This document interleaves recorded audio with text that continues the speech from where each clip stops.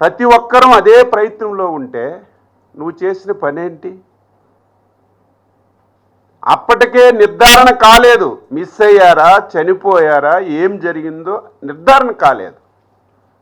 అంతకంటే ముందే నువ్వు ముఖ్యమంత్రి పదవి గురించి సంతకాలు సేకరణ చేసిన విషయం కూడా ఈ సందర్భంగా రాష్ట్ర ప్రజానీకానికి గుర్తు చేస్తున్నాను. మనిషి యాటిట్యూడ్ తెలుసుకోవాలి. ఆ రోజు చాలామంది చాలా అనుమానాలు వ్యక్తం చేశారు. జగన్మోహన్ రెడ్డి ఆ రోజు రిలయన్స్ వాళ్ళు చేశారని చెప్పి రిలయన్స్ ఏజెన్సీల మీద దాడి చేయించాడు. మళ్ళీ అదే రిలయన్స్ వాళ్ళతో మంచి చేసుకున్న వాళ్ళకి రాజ్యసభ స్థానాలు ఇచ్చాడు.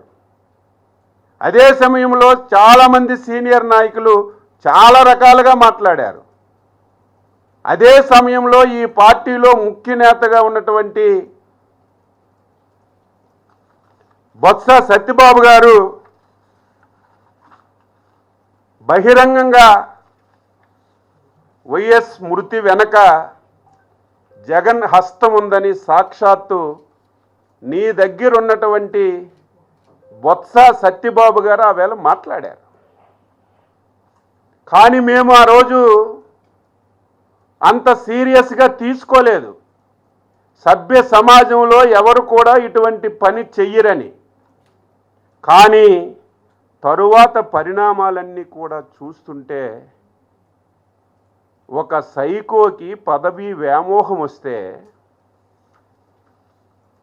పదవి గురించి ఏదైనా చేస్తాడు.